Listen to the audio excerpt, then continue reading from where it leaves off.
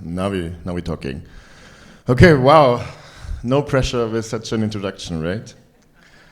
I was sitting here in the audience and heard Yanni Wang talk about Swift Hook, and I looked it up, and in the README at the very bottom, he was referencing a project I wrote 10 years ago. So I found it really humbling. Thanks for the reference. So I'm Peter Steinberger, StyPete on Twitter. And for the closing keynote, I want to talk about a topic that's rarely discussed at tech conferences. As you heard, 2 years ago, I sold my company with the unspeakable name PSPDFKit. This sounds like everybody's dream. You work hard for many years, in my case, 12, and then at the end, there's this massive payout. However, my last 2 years have been quite difficult, and I want to share my story today so you can learn from it and also present various tools that make things easier for me. There's not going to be QA, but I'm going to be around for karaoke, so you can ask me or sing a song for me. My backstory. I bumped into iOS development a long time ago. It was early 2009. And I was on the way home in the subway, writing an emotional message on my tiny iPhone ZG. And I pressed the send button. And now I was living in Vienna, and parts of the subway is actually overground. So there was reception, but just before I pressed send, we entered a tunnel and the connection broke. And the website, it was a gay dating site, used JavaScript to disable the send button, and I got an error message that the message couldn't be sent. Now, this was a long time ago. This was iPhone OS 2. There was no copy-paste yet. So the message was much longer than was fit on this tiny screen. So even with a screenshot, I couldn't recover all of it. And scrolling didn't work either, because the text form field has been disabled by JavaScript. I was furious. Mostly because of a dumb guy story. However, I channeled that anger in finding a solution. So I went home, I Googled how to make an app, I downloaded Xcode, and eventually a text window appeared. And naively, I was waiting for the IDE to load, but these were simpler times, and it was Xcode 3. And it didn't look much different than a text editor. So I swallowed it, I got to work, I read a lot, and after a month, I somehow combined core data, Facebook 320, regex kit lite, ASI HTTP request, and many other now super ancient libraries into something that resembled an app. I know these days we have Swift data, but back in the day, I had to update to the beta version of iPhone OS 3 because there was no core data on version 2 yet. So I'm actually curious, who's been around so long they remember how working with iPhone OS 3 before we even had blocks was like? I think I see around 10 hands, which is impressive. So congrats, how's your back feeling? So this is how I eventually released my first app. I had no idea what I was doing, yet somehow people bought it, and I made around 50K in a few months, enough to make me quit my part-time job. And when I was having my exit talk, my superior told me, "Oh, these apps, they're a fad, you're making a mistake." And that moment, I remember very vividly, I had a new goal. Eventually, my company will make more money than yours. And let me tell you, having a chip on your shoulder is really effective. So, in my earlier years, I was a little bit embarrassed to tell you my backstory in all details. Why? Before my 30s, I couldn't not imagine that I would stand here one day on stage, so many people, and casually telling the audience I'm gay. But actually, These days, it's more important than ever to be visible. Singapore abolished Section 377A, the law that criminalized sex between consenting adult males, just about a year ago. A year ago. And at the same time, they make it harder for gay marriage to be legalized. Now, fast forward a few years to 2011. I moved to San Francisco, didn't like it so much, moved back, accidentally became an expert in rendering PDF. It was just around the time where Steve Jobs told everyone that the iPad is the savior of the publishing industry. Does anyone remember that? Didn't really work out so well. And out of happy accidents and my love for detail, a new company was born. And in the beginning, the company was a hacked WordPress website and a few source code files you could drag into Xcode that gave you a view controller and a few helper methods to render PDFs. It was fast, it had a, for the time, pretty UI, and little did I know that eventually this company would become the largest one I ever worked with over 140 people now, being more successful than ever. They sell PDF stuff, Office stuff for not just iOS, but all the platforms, including WebAssembly, you name it. I also credit at least a part of the success to the very topic itself. So when you have an x-axis from easy to hard, and a y-axis of exciting to boring, our company has been firmly in the boring and hard spot. Which really helps when you sell a product to developers in the B2B space. Very few people get excited about writing yet another document render engine. And when you run a successful company, investors at some point come knocking at your door. I didn't start this company with the goal to be sold. I wanted to build great products, and through luck, I found an interesting niche where there was demand for well-designed solutions. We were profitable and had healthy growth, and being bootstrapped without investors on our back, there was no pressure to change anything. The first time this changed was in 2019. By the time I've been the CEO for 8 years, I know it's a long time, and thanks to my great co-founders, we shared many of the leadership responsibilities. So I still found time to write code. Over the years, it became harder and harder though.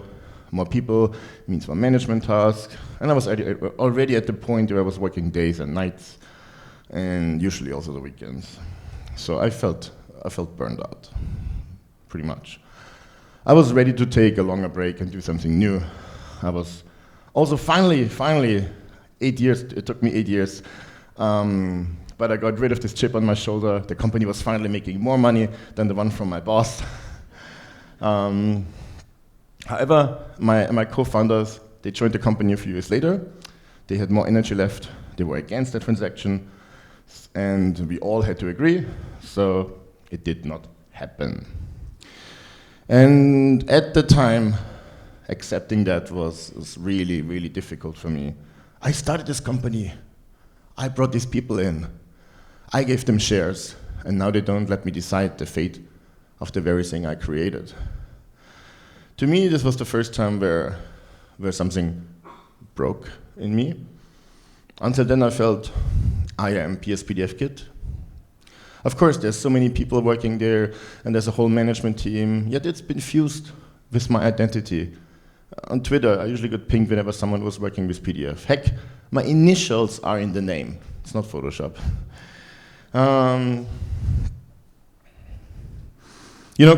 Companies are often like a marriage with children.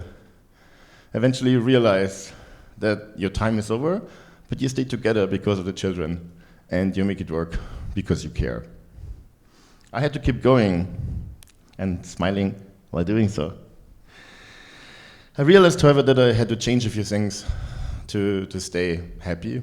I transitioned from CEO to a role that allowed me to write more code and deal less with the politics and management. Giving away responsibility of course, also implies giving away control. You can't have a great leader that isn't allowed to make their own decisions. This means accepting that things will be done differently and not always to my liking. I dealt with this issue by digging even more into work, so I didn't have time to think about it. And now, drowning yourself in work is a great strategy to ignore issues. If you like what you do, it works really, really well. And I love solving problems. So this was the time Apple released Swift UI, so there was plenty new to play with and learn, and I also finally got to learn Swift. Now, over the years, I noticed, or more likely my friends noticed, because you never notice yourself, only when you look back. I noticed that I became more and more cynical. Even when I wasn't working, I felt exhausted. And I didn't manage to do much. Anger, loss of motivation, irritability, those are all signs of a burnout.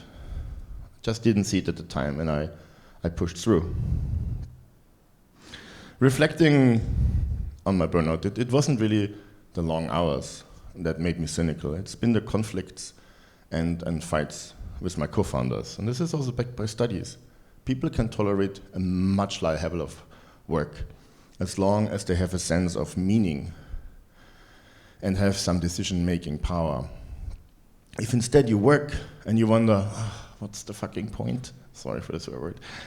And you can't do anything about the direction on top, you also have regular fights with your peers and superiors, then you'll burn out much faster. Now, in early 2021, actually, all these images are generated by DALL-E, and I was really proud it got the text right. So in early 2021, we were approached again. A private equity company was interested in a majority investment. And this time, the price was interesting for all three of our founders. Plus, the market changed, and one of our competitors took a big funding round, which increased the need for us to also step up our game. Oh my God, the negotiations. They were a roller coaster of feelings. Everybody had to be on board. There's legal risk, there's structural problems. It doesn't help that we're an Austrian company. On some days I was super demotivated, as it seemed the deal would fall through. On other days it seems like we are just days away from signing. And of course, such transactions are never easy. It took almost the whole year until we closed the deal. And all of that had to happen in secret, next to running the company, meaning there was even more work to be done. We still had to sell our products, offer support, and ship new versions. And I'm not really going into the whole sales details. If you just want one advice, don't save money on lawyers. Get a really, really, really good one that you feel comfortable with, or more likely a team. We got lucky, and we had a truly amazing one. Without Christian, the deal would likely have fallen through. Now, the year we negotiated the sale was our busiest year yet. Running the company full steam ahead, and of course all the preparations and negotiations. And at some point, there was a moment where I was sitting on my Mac, and I pretty much lost the ability to write code. It suddenly didn't make sense anymore. I was just staring at Xcode, and nothing would come out. Then, by the end of the year, the deal finally closed. And I went from working literally all my time to zero. This also around the time where my relationship fell apart, because I just didn't have any time. And the days were so busy that I didn't really think about what's coming after. I was going to travel and figure things out when I'm there. And when the news broke that we got our majority investment and that I'm leaving the company, people came up to me and congratulated me, telling me, oh my God, this is amazing. You must be so happy.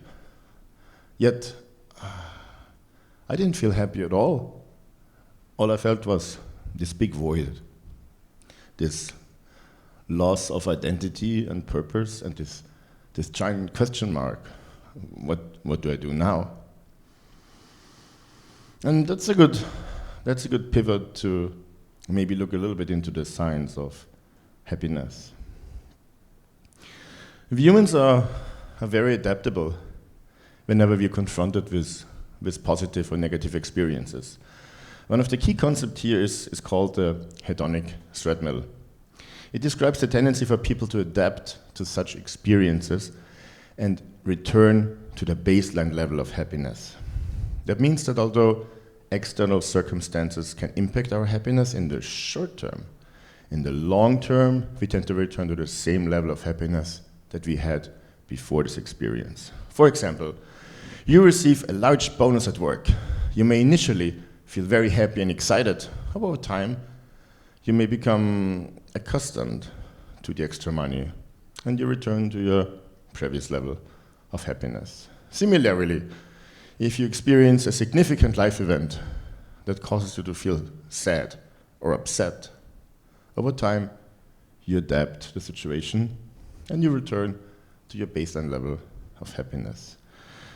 The hedonic treadmill helps to be more mindful of our happiness and how we can maintain it long term. It's also somewhat comforting, since eventually you know that things are going to be okay again. Overall, when we talk about happiness, there's basically two different types. There's number one, and I call it the easy one. It's hedonic happiness. This is all about pleasure and enjoyment. Think like indulging your favorite chocolate, enjoying a lazy day, having a great night out, singing karaoke, or simply playing computer games. It's all about seeking pleasure and avoiding pain. The motto is, if it feels good, do it. And then there is eudaimonic happiness.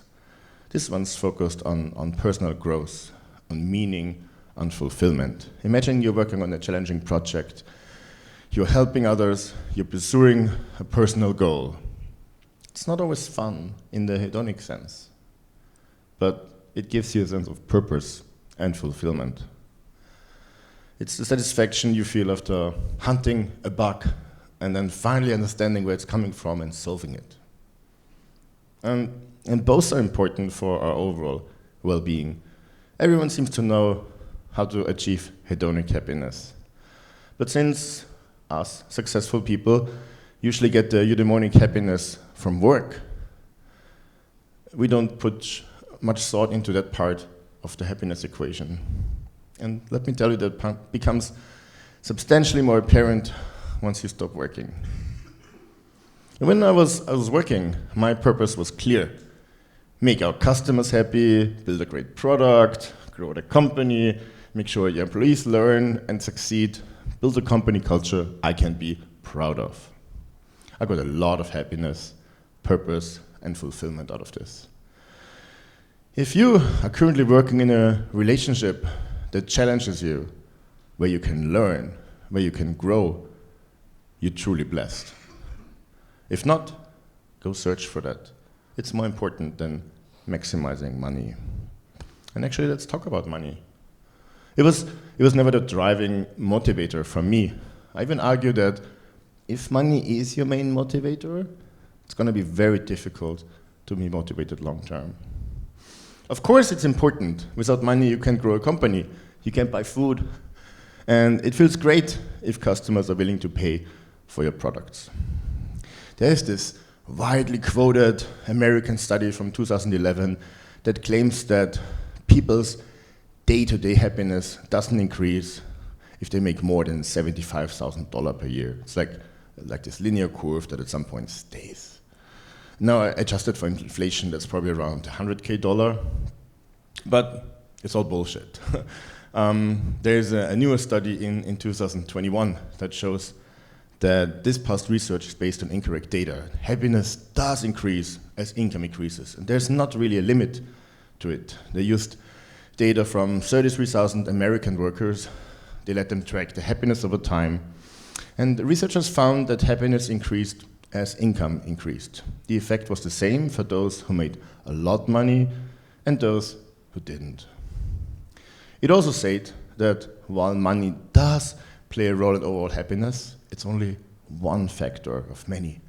Getting a big payout definitely feels good, and it removes some troubles from life. But overall, it didn't make a huge difference in how I felt. The company was profitable for years, so I was already living comfortably, and it didn't cause much change. Now, back to my story. Ever since selling my shares, people ask me, so what are you doing now? Plenty of people ask me out there at dinner. Honestly, I've been struggling to answer this, partly because I just didn't do that much, and on the other hand, because I wasn't really proud of what I did. For a while, I tried to fill my void with drugs, parties, sex.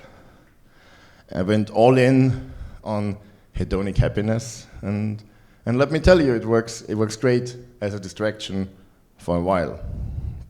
It doesn't fill that void though.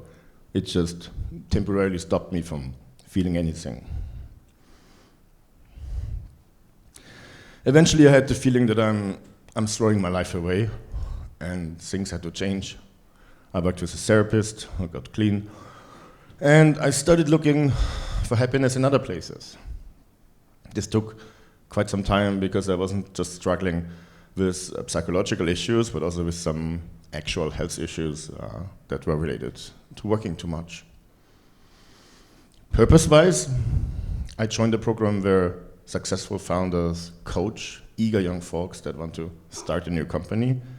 And this experience has been equally fulfilling for me as it has been to my coachee.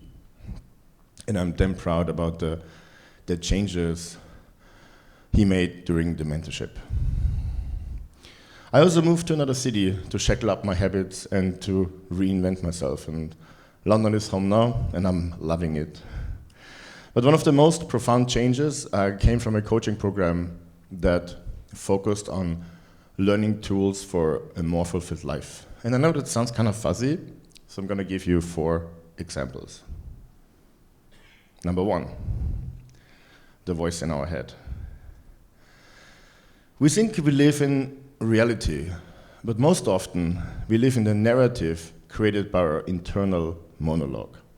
The voice in our head provides a constant narration, complete with interpretation, judgments, and a lot of self-judgment. And our emotion arises as a reaction to this narration. So, here's a story. The Buddha once asked a disciple, if someone shot an arrow and hit you in the arm, wouldn't that hurt? And the disciple answered, of course that would hurt. Then Buddha asked, and if a second arrow hit you in the very same spot, wouldn't that hurt even more? And the disciple, yes, absolutely, it would hurt even more. To which the Buddha asked, so why are you shooting the second arrow? Life will sometimes hurt. That's the first arrow. Often that one is inevitable. But the second arrow, that's on us. We have the power to control our reactions, our emotions. If we react negatively, we are just adding more pain to the situation, which is like shooting ourselves with another arrow. Now, it's not possible to completely silence the inner voice. It's an evolutionary trait designed to protect us. It just often works against us in modern society. However, there are ways to make it less important. The trick is to observe. For example, that's an exercise you can do. Set a timer once an hour and then write up what the inner voice is talking about. What's the thought that's going through your head at this very moment? And the more you observe it, the more it loses its power on you. Do this for a week, and I promise you it's going to make a difference. After the sale, I often ask myself, how did I deserve that? With all the mistakes I made in the past and the things I would do different, is a special cursed version of survivor's guilt. But being aware of these thoughts, that these thoughts are both normal but also completely unhelpful, help me to gain distance from it. They still sometimes come up, but I can choose not to engage with them, and they pass. Number 2, practice of gratitude. Western science is confirming what Eastern meditators have found over 1,000 years of investigating the mind. Number 1, gratitude is crucial to joy and contentment. And number 2, it doesn't come from gifts or good fortune. Rather, gratitude is the result of active practice. And it's really simple too. Take a few minutes out of your day in the morning when you go to bed and think about your day. What are you thankful for? Don't pick things that sound good, but actually will make you feel worse. For example, I'm really lucky to have a roof over my head, and so many people don't. Instead, find out what ignites a feeling of appreciation and gratitude. If you ask me what I'm going to write tonight into my journal, actually into my phone, I'm going to write that I'm grateful to be so welcome in another part of the planet. I'm grateful for all the wonderful and weird food I have eaten on this trip, and I'm still going to eat. And I'm grateful that I have the opportunity to share my story and hopefully inspire some of you. Again, this is not just mumbo jumbo, this is based on a study in 2003. Practicing this for only 2 weeks will give you a more positive view of your life. If you could press this effect into a pill, it will be the new wonder drug. Yet all you have to do is take 5 or maybe 10 minutes of your day to reorient your mental compass towards focusing on the positive. Number 3, the illusion of control. Many things seem to be in our control. If I want to touch my nose, I can touch my nose. If I'm hungry, I eat one of the spring rolls out there and I'm no longer hungry. If I'm tired, I rest or sleep or drink loads of coffee and I'm no longer tired. I study hard for this exam and I passed it. Therefore, my mental map is, if I study hard, then I'll pass the exam. But we don't have control. All we can do is our best. The outcome depends on something bigger than just us. We go and sit at an exam and we feel sick that day. Or they ask us one question, the one question we missed. We want to upload our app to the App Store, but iTunes Connect is unexpectedly down.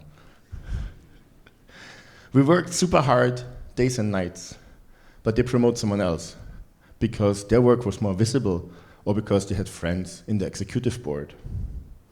Especially for us technical folks, we usually fail to recognize that it's the system that delivers the outcome, not the individual.